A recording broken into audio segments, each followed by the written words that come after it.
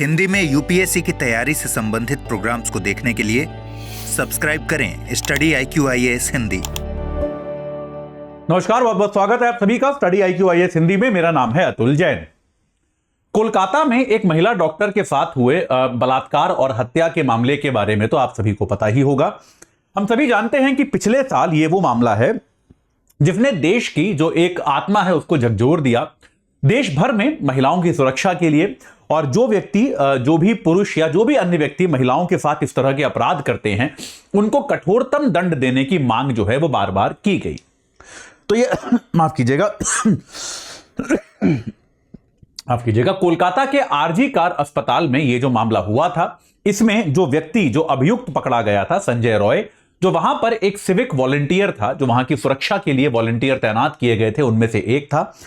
उस व्यक्ति को इस बलात्कार और हत्या के मामले में गिरफ्तार किया गया, उस पर मुकदमा चलना शुरू हुआ और बहुत कम समय में एक फास्ट ट्रैक तरीके से इस मुकदमे की सुनवाई जो है वो कल खत्म हुई थी। और कल जो है न्यायालय ने इस व्यक्ति को दोषी माना था, लेकिन न्यायालय ने इस व्यक्ति को क्या सजा दी जाएगी इस पर फैसला आज तक के लिए छोड़ दिया था। तो अब से कुछ देर पहले कलकत्ता में सियालदाह की एक कोर्ट ने इस व्यक्ति को सजा सुना दी है। क्या सजा सुनाई है और उसके साथ के साथ जो है क्या इसमें और विवाद बढ़ेगा या इसमें और किस तरह की चर्चाएं आएंगी, ये सारी बातें आपको बताऊंगा अगले 5 मिनट में। लेकिन उसके पहले याद रखिए 2025 में अगर आप यूपीएससी का प्रीलिम्स दे रहे हैं तो भाई 20 तारीख यानी कि आज सुबह 8 बजे से हमारा बैच शुरू हो गया है और आज तक के लिए ही एक फ्लैश सेल लगी है। एजे लाइव कोड लगाओगे 3999 में यह बैच मिल जाएगा। केवल 2025 के प्रीलिम्स के लिए है, ये याद रखिएगा। प्रीलिम्स के लिए static content, current affairs, test series और नोट 4 चीजें चाहिए होती हैं, चारों आपको इसमें मिलेंगी। याद रखिएगा केवल 2025 वाले विद्यार्थी ही इससे जुड़े। आज तक के लिए मौका है, कल ये फिर से 5999 का हो जाएगा। तो आज ही इससे एजे लाइव कोड लगाकर जुड़ जाइए। चलिए, तो हुआ क्या, सियालदाह की एक इस कोर्ट ने आज इस अभियुक्त को, ये जो कोलकाता वाला आरजी कार अस्पताल में महिला डॉक्टर की हत्या और जो बलात्कार का जो मामला था, उस मामले में क्या किया, इस जो एक सियालदाह जो एक बंगाल में जगह है, सियालदाह की इस कोर्ट ने इस अभियुक्त को जो है उम्र कैद की सजा सुनाई है। और मैं जानता हूं कि ज्यादातर लोग जो है वो इस सजा से निराश होंगे, क्योंकि जिन मामलों में, जिन भारतीय न्याय संहिता की धाराओं में इस व्यक्ति को दोषी पाया गया था, वहां पर उम्र कैद या फांसी 2 सजाएं संभव थी।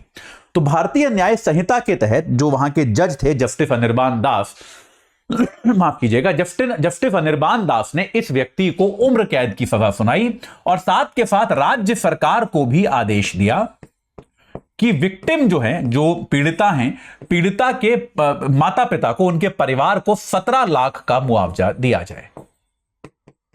पीड़िता के माता पिता जो वहां उपस्थित थे उन्होंने मुआवजा लेने से इनकार कर दिया, लेकिन उस पर जज ने उनको समझाया कि यह मुआवजा जो है ये कोई आपकी बेटी की कीमत नहीं है, इसको ऐसे कीमत की तरह मत देखिए।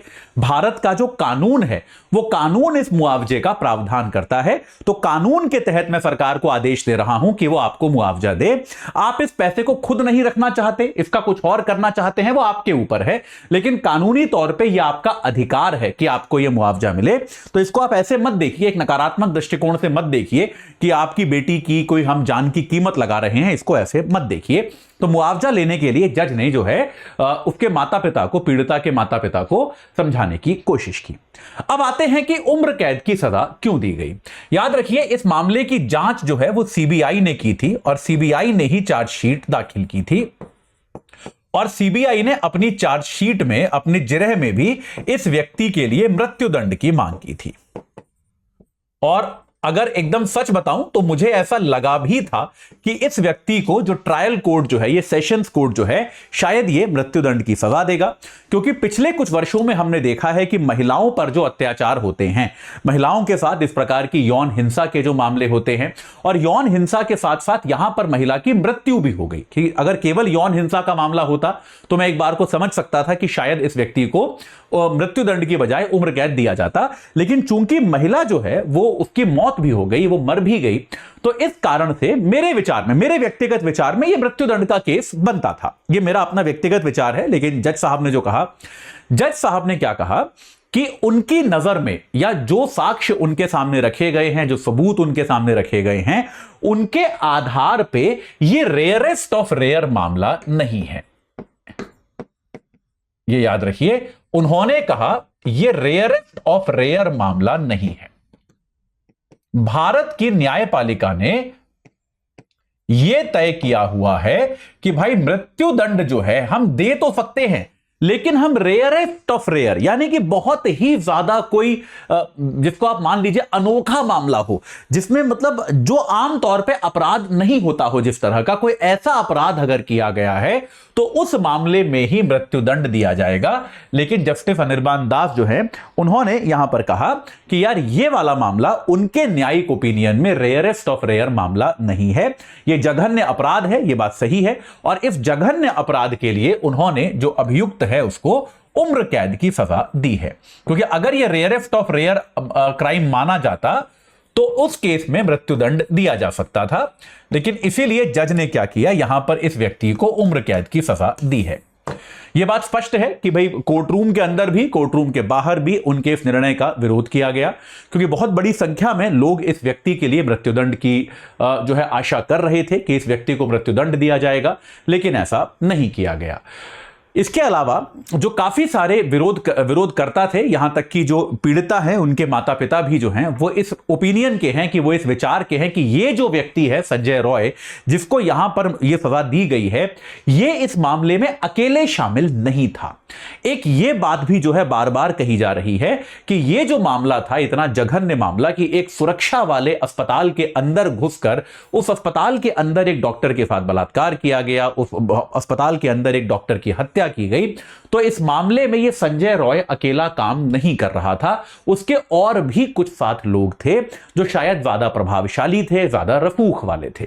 तो यह भी बार बार आरोप लगाया जा रहा है कि यह जो पूरा मामला है इसमें केवल एक व्यक्ति के सर पे सारा आरोप मढ़ा जा रहा है, जबकि और भी लोग इस मामले में इन्वॉल्व हैं।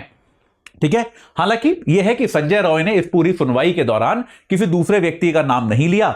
उसने अपनी सफाई में बार बार यह कहा कि मैं निर्दोष हूं, मैंने कुछ नहीं किया, लेकिन उसके अलावा उसने और किसी व्यक्ति का नाम नहीं लिया।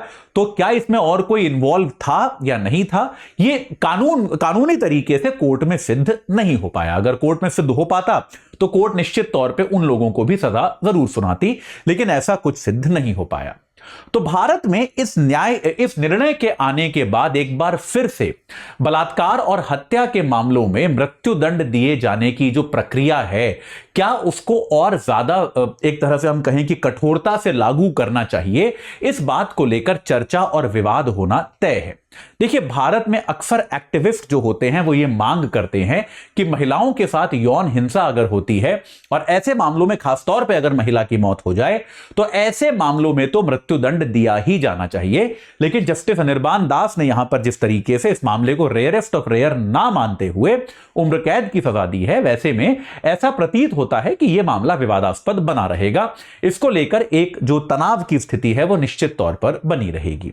इस मामले को लेकर आप क्या सोचते हैं? आमतौर पे मैं अपना विचार बताता नहीं हूं, लेकिन मैं बता रहा हूं कि मेरे विचार में इसको रेयरेस्ट ऑफ रेयर मानना चाहिए था। यह मेरा अपना विचार है कि इसको रेयरेस्ट ऑफ रेयर मानकर इस मामले में मृत्युदंड मिलना चाहिए था, यह मुझे लगता है। आपके क्या विचार हैं आप मुझे कमेंट सेक्शन में बता सकते हैं, और हम देखते हैं कि आपका भी आप लोग क्या सोचते हैं, उसके बारे में भी जानकारी मिलनी चाहिए। इस मामले में आगे कुछ नया होता है तो मैं आपको बताऊंगा, लेकिन अभी के लिए खाली इतनी ही जानकारी है। चलिए, तो भाई जाते जाते फिर से बता दूं, हमारा जो SIP बैच है वो 3999 में एक फ्लैश सेल के तहत मिल रहा है, केवल आज रात 12 बजे तक। तुरंत जुड़ जाइए और अपनी तैयारी को सही आकार प्रदान कीजिए। इस चर्चा से जुड़ने के लिए आप सभी का बहुत बहुत धन्यवाद। हिंदी में UPSC की तैयारी से संबंधित प्रोग्राम्स को देखने के लिए सब्सक्राइब करें स्टडी IQ IAS हिंदी।